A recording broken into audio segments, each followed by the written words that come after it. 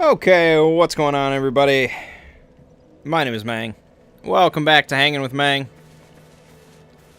And, yeah, we're playing some Dark Souls Prepare to Die edition today. Because there's a game coming out this week. You may have heard of it. You may have heard that it's coming out. It's coming out Tuesday. It's called Bloodborne. I'm very hyped for it. Very excited. If you are completely oblivious, I don't know how, but if you are, this is the next game from the developers of Demon Souls and Dark Souls, and that is the original kind of designer from Demon Souls and Dark Souls. It's PS4 exclusive. It's going to be off the chain. Off the chisel, as they say. I think I've heard that. So I'm very pumped for it. I put out a trailer, a fan-made trailer, unofficial, on my other channel. Some of you may have seen that. I was kind of proud of it. I liked it. I'm very excited for it. So what's going to happen? If you weren't around, you didn't pay attention, whatever. When Dark Souls 1 came out, this game, for the PS3, whatever, I was planning on Let's Playing it. My first go-through, blind, all that good stuff. I was going to play through it. But Amazon screwed up, and I got the game, like, I think it was a day or maybe 2 days late. And so, at the time, I think I was with Game Anyone and stuff like that. And I was like, you know, I was going to play through it right away, because it was like, oh, day one, Let's Play, big views, all that good stuff. And so I was like, oh, you know, 2 days late. Somebody else had already started a Let's Play. I was like, what's the point? So I declined on doing a Let's Play, but I was like, I'll just play through it on my own, and wow. So I just played through on my own. I had a blasty blast, and then a while down the road, we did Mangg Souls and so on and so forth. When Dark Souls 2 came out, I was like, oh, well, now I can do what I couldn't do with Dark Souls 1, or I decided not to do, and that's Let's Play it blind right away. And for those of you that watched that, that was a complete and utter disaster. No joke about that. That was quite terrible. I scrapped it pretty quickly in that playthrough, and I decided to just play through the game on my own. And then my second playthrough, I recorded it. So then I contemplated about what I wanted to do for Bloodborne. I could attempt, because I really feel like I want to just show you guys my first blind playthrough, but the problem is it's not a very entertaining experience. Maybe for somebody that's really good at the games, but not for me. It's very frustrating. Like I'm sure for a lot of people that play through the games the first time. So I decided, I think it was like Reefly's suggestion or something like that from a while back that I decided to do was I'm going to, when I get the game on Tuesday evening, I will stream it for probably a few hours, something like that. Just so people who are interested in that can get my initial impressions and all that, my first experiences and stuff. And then after I'm done doing that stream, which I think I'll record and upload to YouTube if people are interested in that. Probably. I would think so. Then after that, I'll just play through the rest of the game on my own, and then I'll do a playthrough recorded of my second time. I think that's the best of both worlds then. I wish I was confident enough to just, you know, record it blind the first time, good, but we're not living in that world. So, it's going to be what it's going to be. But I am very excited. I think it's going to be a good game. Yeah. So that is going to be next week, which is not really much because I'm not going to be recording or anything like that. It's just going to be the stream, and then I'm going to be playing it. But, and then on Thursday of this coming week, Pillars of Eternity comes out, which is the kind of Baldur's Gate successor,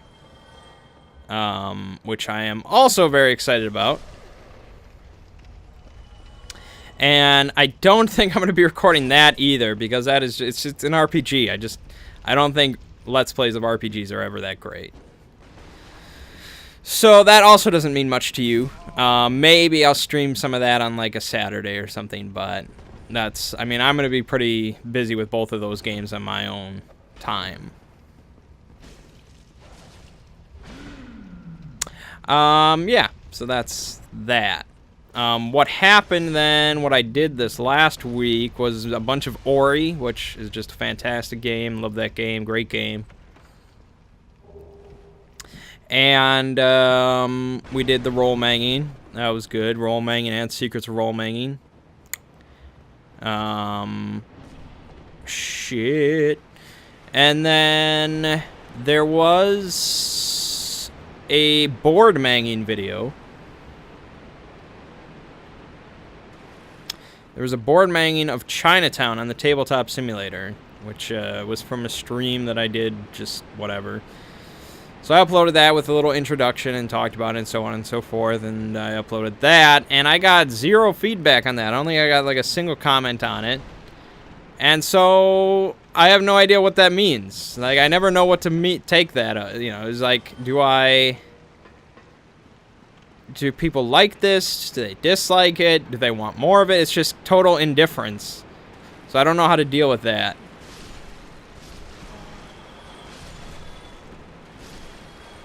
I mean, like, a dislike would be one thing. I think it has, like, a like, maybe two. So I guess that's something.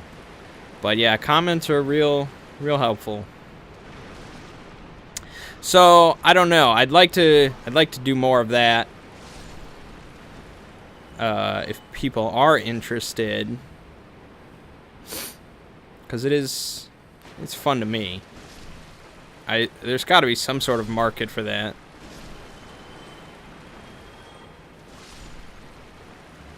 I don't know. So yeah, most of my week then, I'll tell you what I did. My free time was either spent just, you know, doing whatever, or playing Ori twice, or was spent with Tabletop Simulator. Not even playing it that much. I didn't even play it that much this week. A lot of it was working on it. Because if you watched, you know, the Chinatown episode or whatever, or I've talked about, is how people can put in their own mods for it. You know, they can put in their own content.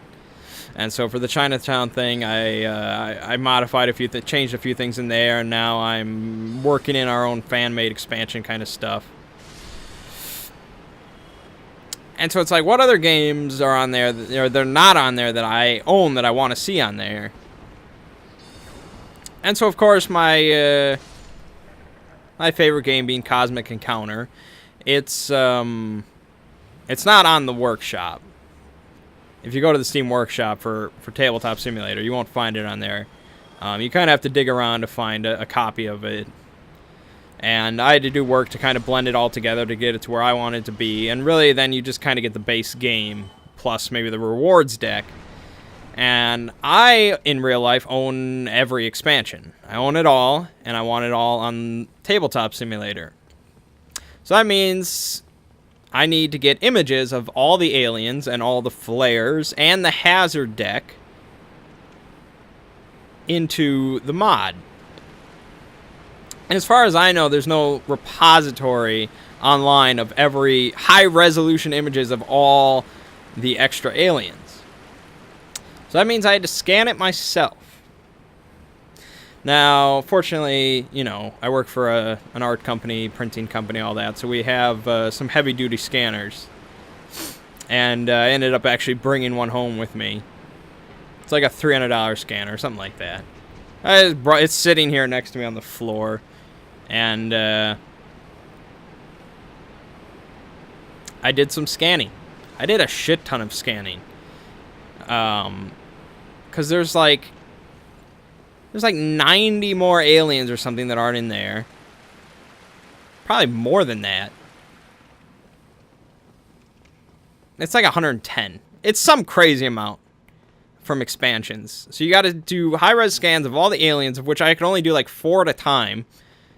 And then I had to do all the flares for all those. And then I also did like the schizoid cards, the invader cards, the Hazard Destiny cards, the regular Hazard deck, all sorts of scanning, and then I had to bring it all into Photoshop, and I actually learned a few things about doing batch work in Photoshop that I didn't know before, so that saved me some time. Like, you can just do an automated script in Photoshop that's just like, oh, crop and straighten all photos, and then boom, there you go. And yeah, so then I had to, you know, edit them all in Photoshop, get them all right into individual files, and then I had to load them into the template builder for Tabletop Simulator and get them sorted out in there, and then export them into their template so that it's in it looks legible and good with a low file size. Not too easy, because I'm not great at this stuff. So I didn't end up, it probably could be improved. It could probably be vastly improved. All my images, though, are very legible, which was important to me. I want it to be all very legible. So they're all pretty good looking, but the problem being they're not incredibly tiny. It's like 12 images for like 5 megabytes. And so I don't think Tabletop Simulator handles their images very well, because you have to use an external image host for all these images that you're uploading into decks. So then the way that it does it is anytime that the game, you know, needs to display one of these images, you know, one of these alien cards or whatever, it has to load it from a third-party site, say, you know, Imager or whatever. And then every player has to then download these images in real time from this hosting site. And so that's one thing, but then if you try to load too much at one time, the game crashed. Because it's in early access, it's not great. And so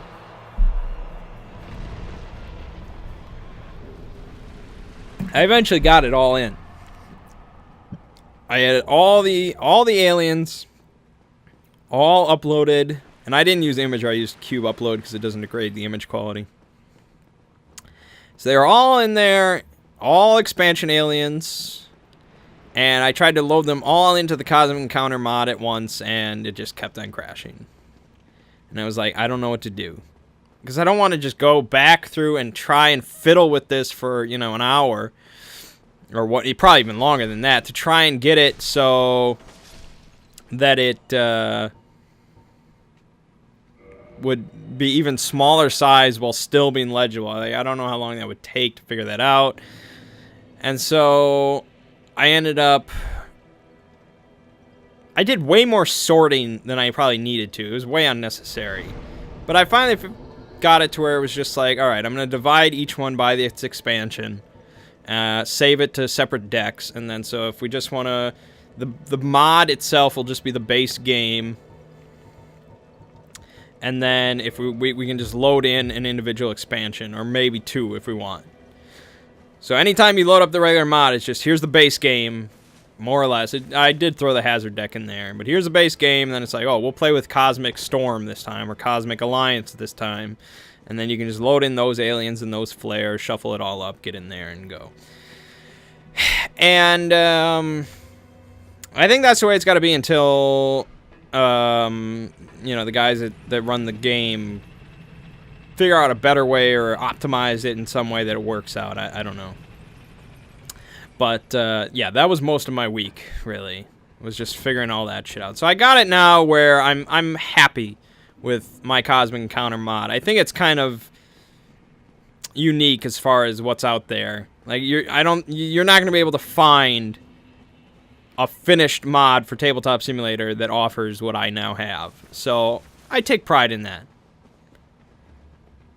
If you want Cosmic Encounter in its fullest, you gotta talk to me. So yeah, now the problem is just finding people in time to play it.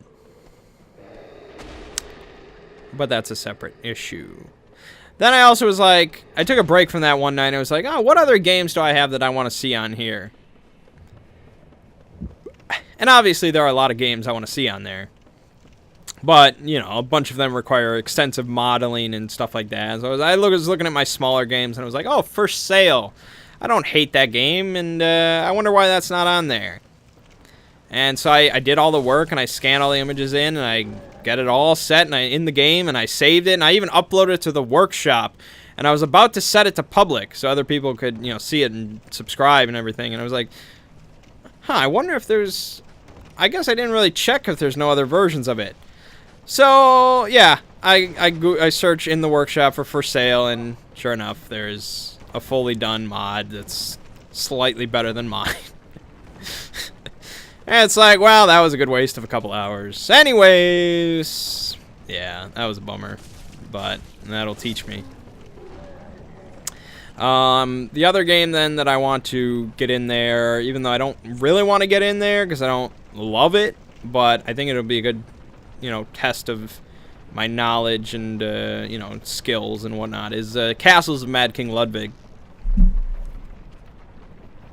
Again, it's not a game I'm crazy about playing because I think we play it too much as it is, but it's not on the tabletop workshop, the simulator workshop, and I think that I could do it, and I want to see how it's done in that. So it's like, just purely from a technical standpoint, I want to see it done. So that might be, I don't know when I'll get to that, especially with these games coming out this week, because that's going to require me to really delve into more 3D modeling and stuff with different shapes and get it all into the game. And I have to scan every single room tile and every single room. No, I don't need to scan every single room card. I only need 10 room cards. Every utility card. It wouldn't be that much work. Well, I mean, it would be a bit of work, but I don't think it's not that huge of a jump to actual, 3D modeling. This is still kind of like 2D modeling in a three-dimensional space. So on and so forth. So I don't know when I'll get around to that, because we're still working on, this Chinatown fan expansion and stuff. But, yeah, that was most of my week.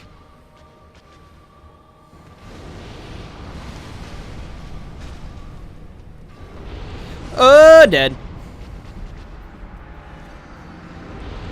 It's alright. That sword is really shit now. It's the Astora's straight sword, by the way, which has outlived its usefulness. Yeah, so we didn't actually play many games this week. People were busy and whatnot.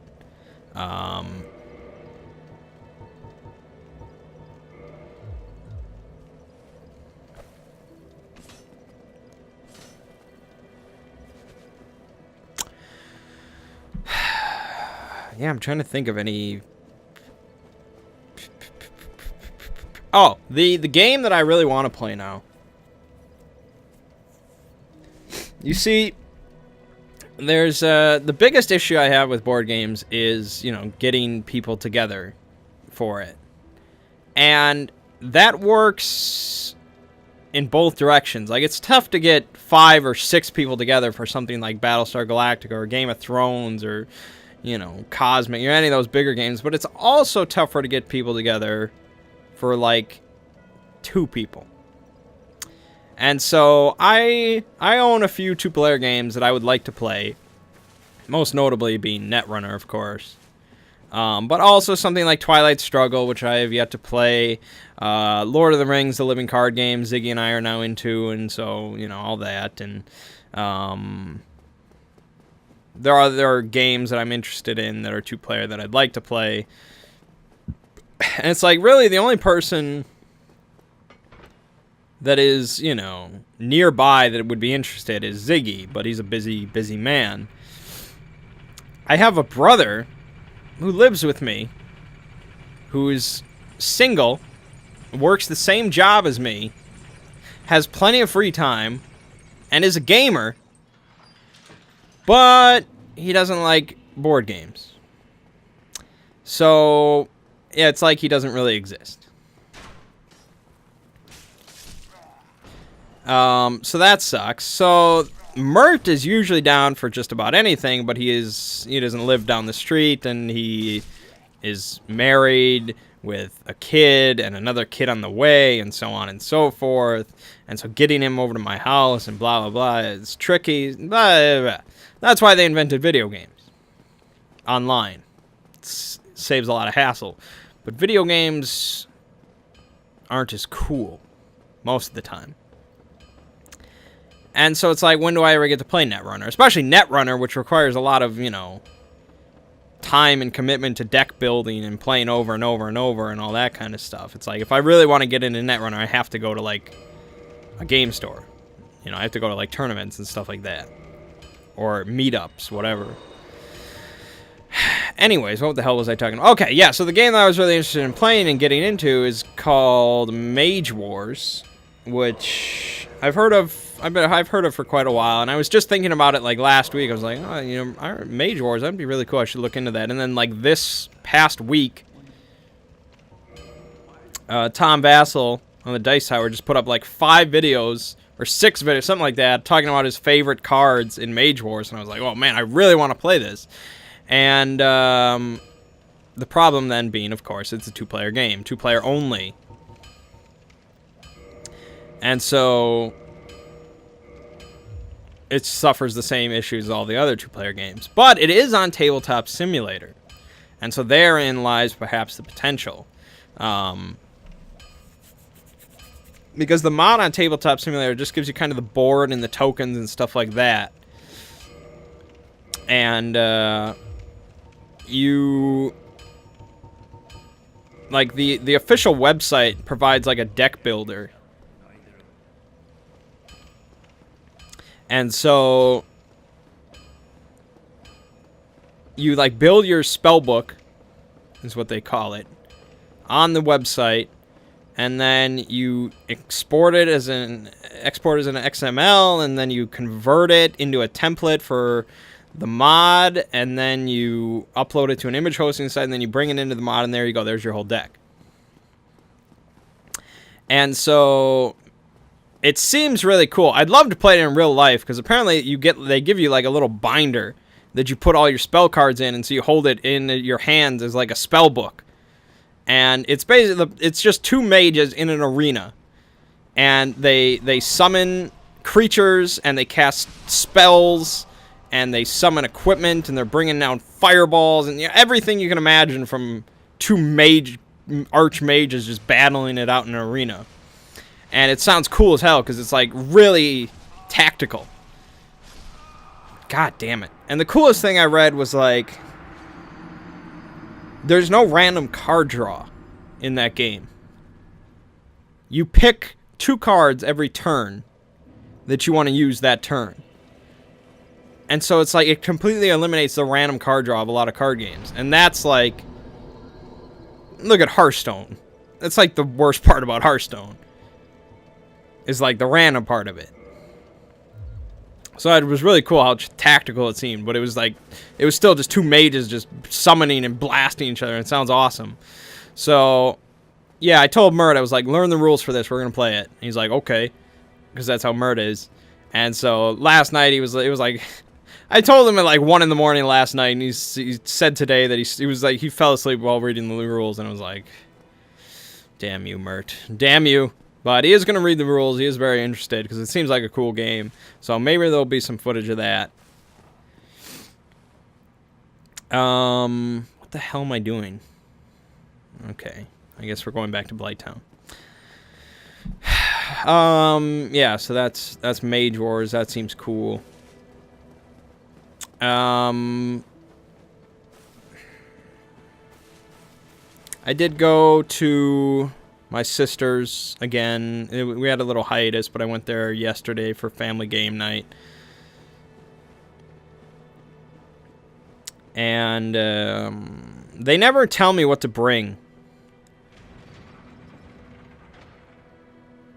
And I was going to say that's one of my pet peeves for board gaming. But actually, you want to know what my pet peeve for board gaming is?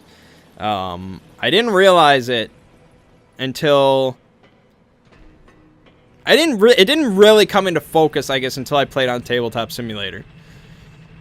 I had always kind of noticed it, but nowadays it's like, ugh.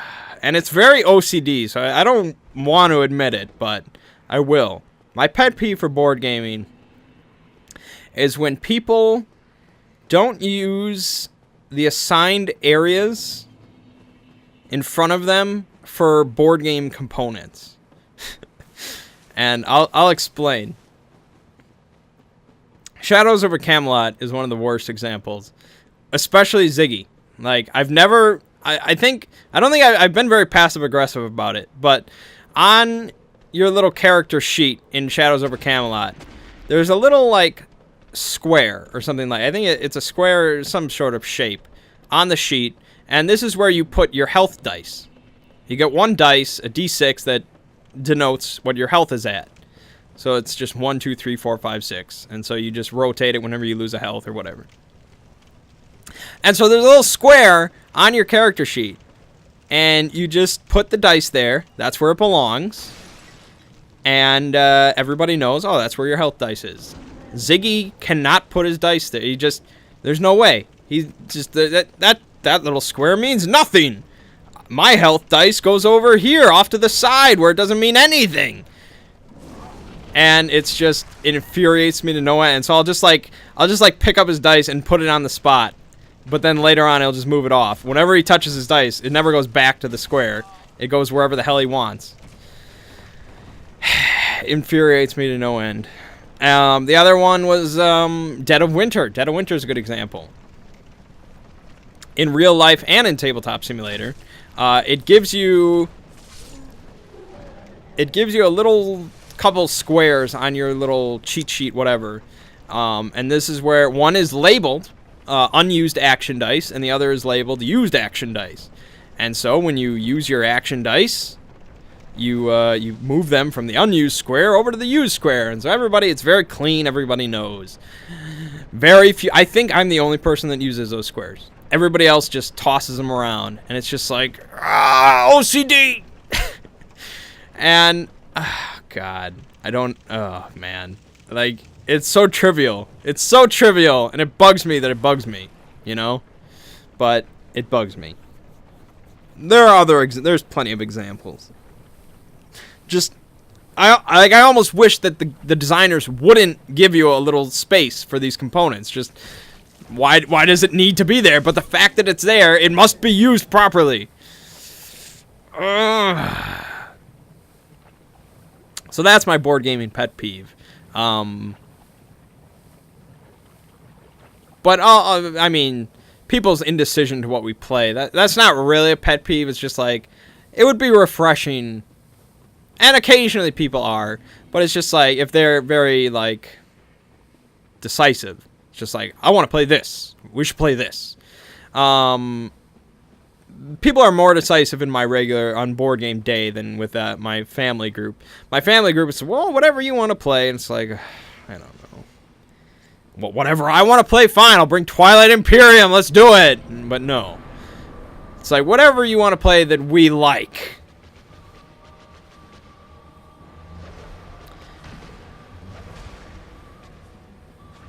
Yeah. So they never tell me what to bring. So I try to bring stuff that, to my best knowledge, they will enjoy.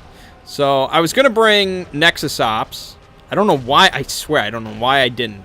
I think I was in a panic because we were running late, and I didn't grab it. I grabbed Chinatown, which I've been playing enough of lately, so I don't know why I grabbed it. Grabbed Chinatown and Machi Koro, Love Letter, One Night Ultimate Werewolf. It was a very light night for some reason. I was going to grab Nexus Ops and... Shit! God damn it. I was gonna grab Nexus Ops and Rune Age, and I don't think I mentioned Rune Age. This was a game... Okay. This was a game... I was reading some Board Game Geek stuff, and it was like this post where it was like this guy tallied fractions of comments. It's like... whatever fraction of comments about this game, you know, how many of these comments use the word fun or use the word filler or light or hilarious or whatever, you know. It was gathering information about comments. And so one of the sections was expansions, you know, which comments which fraction of comments mentioned expansions the most. And so on that list was a game called Rune Age, which I don't think I've ever heard of before for some reason. It's not a very well-known game, and it only has one expansion. And so people were discussing this, and they were like, well, you know,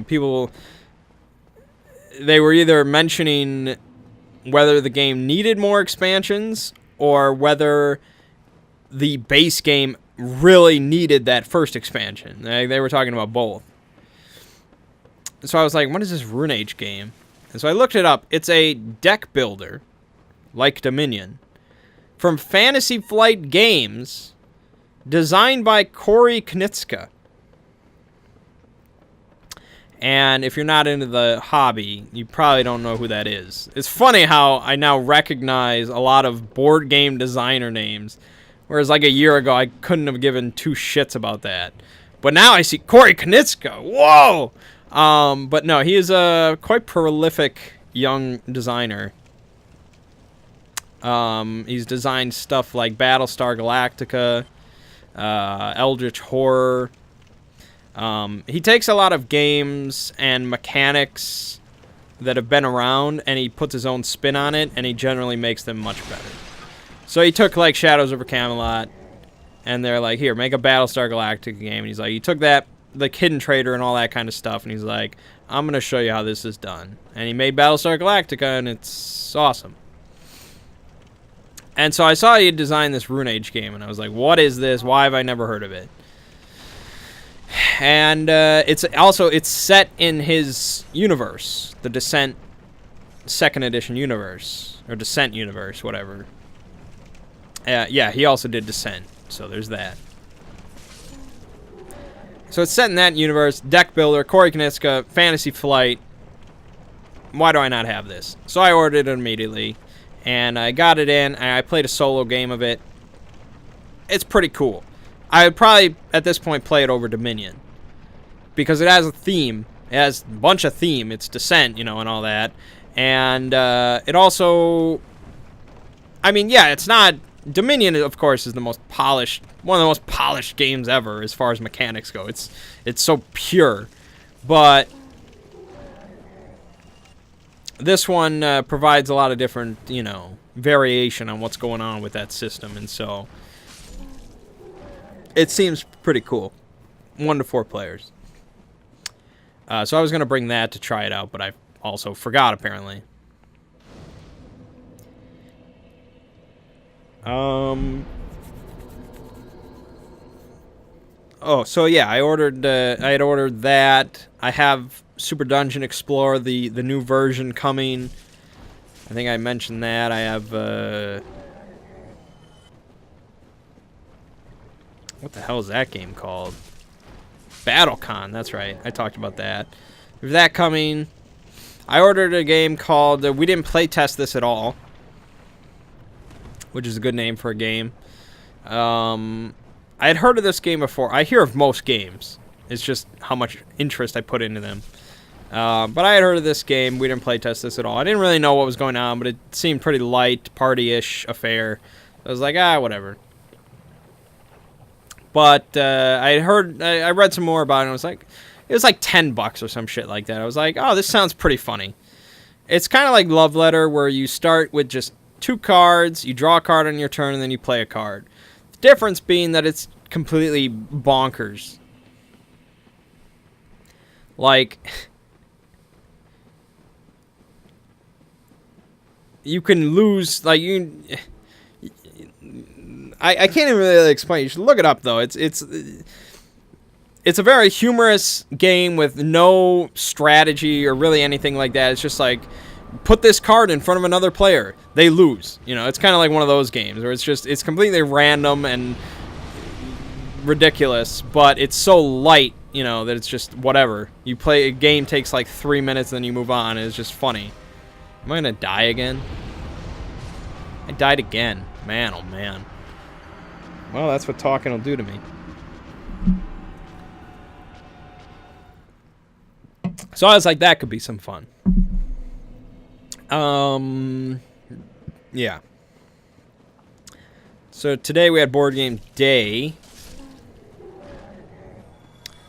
And Ziggy brought me an early birthday present. My birthday's not for another almost a month. A little less than a month. But he brought me an early birthday present, which is almost kind of a birthday present for himself. Because he bought me a couple adventure packs for Lord of the Rings: The Living Card Game. Which is, of course, very cool.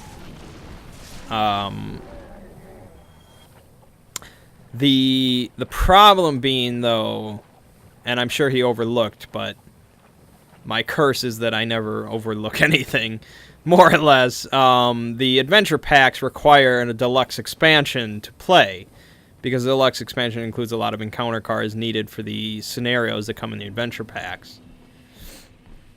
So how it works is you get a deluxe expansion that they put out, which includes a lot of cards, and then they put out smaller adventure packs to go along, coincide with that. And so you need the deluxe to buy, to run the adventures. So I'm sure he overlooked that, bought me the adventure packs, and so then on my phone, just like 5 minutes later, I just ordered the necessary deluxe expansion. Because, whatever.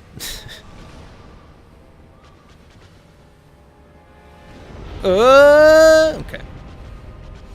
Yeah, so that was cool. We'll get around to that. He's finishing up school in May forever and ever. So, I think. Pretty sure. So hopefully we should have a lot of free time to boil down, get down to nuts and bolts, or whatever the hell they say, brass tacks, I don't know, whatever they say. Play some Lord of the Rings Living Card games. That is a cool game.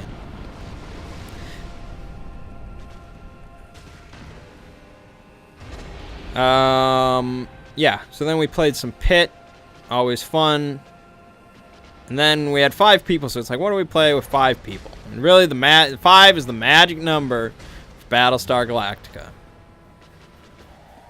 And so that's what we played. It's been a long time since we played it. Long time. At least 6 months. At least 6 months since we last played it. Roll! Okay. So we played that. And just the base game, even though I own 2 expansions. It was one of our friends' first time playing it, so, and the others, everybody needed a refresh except for me, so. So I picked Gaius Baltar, of course. Pretty much my favorite character from the show. And, Gaius's problem is he gets dealt 2 loyalty cards at the start instead of 1. So basically he's not twice as, I think he's like 50% more likely to be a Cylon over the others. And so we started. And so because I was the only political leader, I was the president. So you had Gaius Baltar as your president, and he might be a Cylon. There's a good chance he's a Cylon.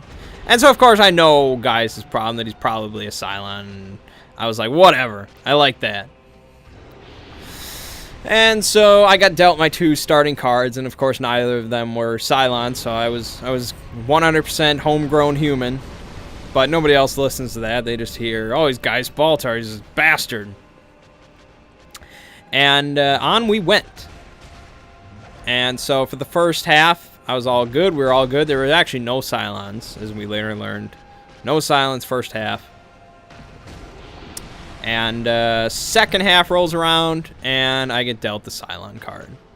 Like, I had equal chance over everybody else of being a Cylon, but nope. And so then it's like, oh shit. Now, the first half of the game, nobody was contributing to the Cylon cause, you know, to really bring down the humans. Everybody was playing to their fullest to help the humans out. And so now the Cylons have a really tough job of causing the humans to die. So you preferably want 1 Cylon at the start, so you can kind of slowly start working the humans down very subtly. I think that's the best case scenario. That was not the scenario we had. So the other Cylon was Ziggy as a Dama. So the Admiral and the President were both Cylons, and the humans ended up still winning because I made a couple foolish mistakes. I'll admit the humans won mostly because of me. But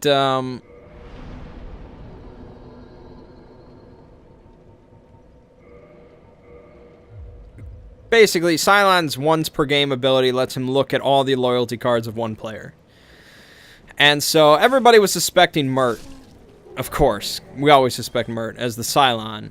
And so it came to my turn, and everybody was assuming I was going to look at his cards. And I quickly switched, and I looked at our other friend who was playing Hot Dog Costanza. And I hate Hot Dog. He's like my least favorite character on the show. One of. I don't know who my least favorite. Maybe Kat. She's just very useless. I don't know why they even put her as a character in one of the expansions. But anyways, I don't like Hot Dog until maybe the final season of the show. But anyways, I switched. I just looked at both of his, and both of them, he was not a Cylon at all. And so I thought of that as a possibility. I was like, there's a good chance he's not a Cylon at all. And if he was, I was going to say, oh, he's all good. I was going to pass him off as he's completely human, because then we would both be kind of... People would think that we're either both Cylons or we're both humans. And I was willing to take that risk, but if he was a human, I was like, maybe I should just say that he's a Cylon. The problem with that is the person who you look at and you accuse of being a Cylon, he knows for 100% fact that you're a Cylon. Because why would you... And he was it was his first time playing, so he looked at his cards like 5 times. He's very confused. Because he didn't know right away that I was bullshitting. He's like, what? Like, he was like so confused that I said he was a Cylon. He thought he misread his cards or something. But his cards, they're very blatant. It says, you are not a Cylon. So he's like, what? And then it finally dawned on him what was going on. And so then the others realized pretty quickly that since he didn't really... They realized that what I had done. And so I was sent to the brig the next round. And so I had a chance to then reveal myself, get my Super Crisis card, do my effect, all that kind of stuff. But I neglected, because I like to play through it the entire way, defending myself constantly as a human. I just prefer to that, because I really hope for that moment of redemption where people are like, you know what, he's really fighting this, he's not revealing, maybe he is a human. I was really hoping for that the entire time. It never came. I sat in the brig for the rest of the game. I should have just revealed myself.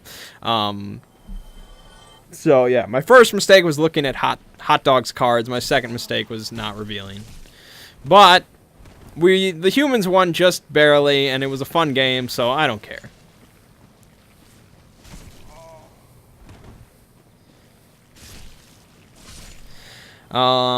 Yeah, so Battlestar Galactica still holds up 6 months later, whatever. Hell of a fun game.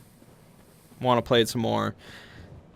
That's actually a really good game to play on Tabletop Simulator, because Tabletop Simulator handles all that kind of busy shuffling work and all that kind of stuff, and most of the fun part of the game is just the accusations and stuff like that, and so that works over Skype or whatever, so I'm hoping to get a game of that in on the simulator. Yeah, that was pretty much board game day, so I guess that's all my board game discussion.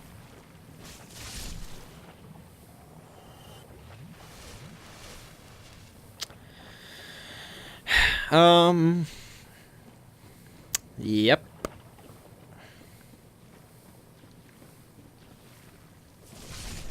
Went to Applebee's a couple times this week, of course.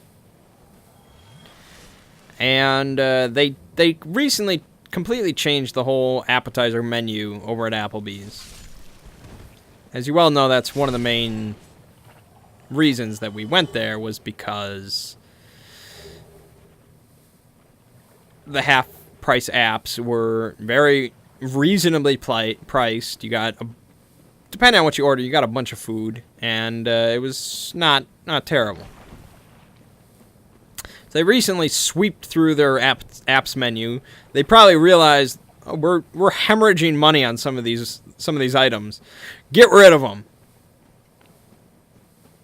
And so some of the items they changed were, of course, our favorites, such as the nachos. The chili cheese nachos were probably my favorite, because you basically got an entire bag of chips in a giant bowl covered in toppings for like $4.50. It was a ridiculous. I had no idea, and we joked many times how there's no way they're making money on this. And so, of course, that's gone because they probably weren't making money on it.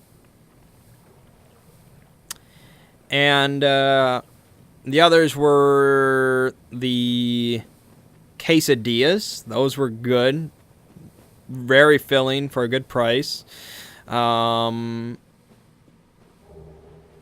some other stuff, but also the sliders. It was like cheeseburger sliders. You got 3 of them, so it was close to almost like a regular burger, plus a gang of fries for like $4, $4.50 maybe. And that was one of the most ordered items from our group. Not from me, because I don't know. I liked the other items a bit more, but it was very ordered. It was ordered quite a bit. That was gone, so that was a big problem for the others. And so we discovered, we tried a couple times to demand sliders from our waiting staff, to no avail. And so then on Thursday or whatever, we asked the waitress if they had any sliders just in the back, you know, from the old days. Because you know they do. They're not going to just throw that out. Come on. She said, no, but we do have kids' cheeseburgers. And I was the only one that apparently listened when she said this, because I had to remind them like a few minutes later. She's like, you know, she did say they had kids' cheeseburgers. And they're like, what? And so we brought her back over, and they're like, you know, what's with these kids' cheeseburgers? You know, how are... She's like, oh, they're like the sliders. We're like, how like? And she's like, oh, it's the exact same thing.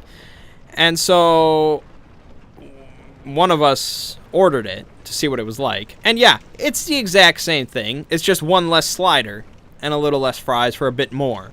So they're not hemorrhaging money off of it. And it's also only for kids. That's not going to stop us. So the next day,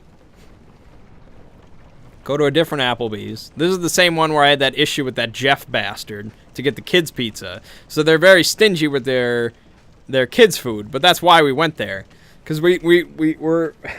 The previous night, we spent hours just discussing what's the best method of getting kids' food. And it's still ridiculous that they just won't serve us kids' food. We can go into a McDonald's and buy a Happy Meal. It's ridiculous. But it's like we have to pretend that we have kids coming. You know. We'll leave like an open spot. And, you know, we'll get like 3 menus and 1 kids menu. To imply that at some point a child under the age of 12 will be joining us. Just not immediately. His mother is dropping him off. And so we didn't really think about it. Like, it's so ridiculous. Because that's exactly what we did the next night at the other Applebee's.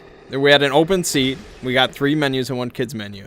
And it's just like, what? They're going to think that at midnight on a Thursday, some 8-year-old kid is just going to walk in and sit next to us. It's like, what's going to happen? But no, the guy gave us the 3 menus and the kids menu, and he put it over where the empty seat was, so he seemed to also imply that a kid was on the way. And then he came back over a little later, and my one friend grabbed the kids menu, and he's like, oh yeah, I'm going to get the kids' cheeseburgers.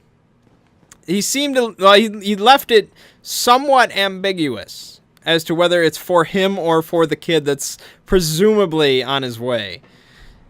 And he's like, okay. And he wrote it down, and then we looked over at it, and I was sitting there, I was like, I don't want to be the next one, because we're all going to order kids' cheeseburgers, but it's like, I don't want to be the next one that says, oh, I'll have the same thing. So I was just kind of sitting there, I had my eyes kind of downcast, and so then he looked over to my other friend, and he's like, yeah, I'm going to have the same thing. And I was like, I tried not to laugh, and then finally he looked back over, the guy looked at me, and he's like, I'm like, I'll have the same. And I tried not to laugh, and he's like, okay. And he walked off. And we got served all of our kids' cheeseburgers. I don't know what the lesson of that story is, but we really didn't need to make up some elaborate scheme, I don't think. But we might. I have been turned down for kids' food before, so we might have to come up with schemes. And that's really sad. What kind of world is this? This is America. I should be able to buy whatever I want. This isn't Canada. I don't know. But we got our kids' cheeseburgers. They were tasty. But I probably won't order them often because it's a bit pricier than, an app. And you get a little bit less food. And that's not what we're about, so. An occasional treat, perhaps. The kids' menu items. Yeah. And then my brother came in later, and he sat down where the kid was supposed to sit. And the waiter came over, and he's like, oh, are you going to order the kids' cheeseburgers too? And he laughed, and he said no. And then he looked over the menu for a while, and he's like, I'm going to go with the kids' cheeseburgers. So, yeah. Yeah. That was our Applebee's shit. Yeah.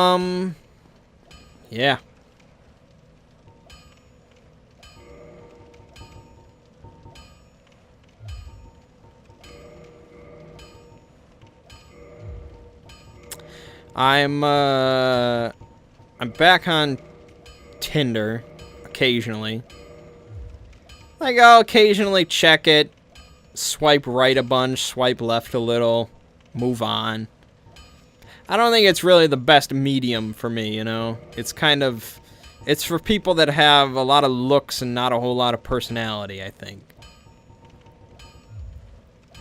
But, I guess it can't hurt. It's a very small portion of my time, so whatever. We'll see. Just a bunch of bullshit, I say. But what are you going to do? I know what I'm going to do. I'm going to play Bloodborne this week. That's what I'm going to do. So, if you are available and interested, Tuesday afternoon, you can either follow the Twitch, Mangg's LPs, or check the Twitters. I'll be posting a link when I start streaming Bloodborne. You can get my first impressions. But if not, I'll probably be uploading it regardless. It'll be maybe 2.5 hours long, so on and so forth. And, yeah, I'm very hyped, very hyped, very hyped. Other than that, you can expect more role manging, Secrets of Role Manging, Ori, I want to finish up real soon, and maybe some board manging stuff. But my name is Mangg. This has been Hanging with Mangg. I'll see you fine folks next week.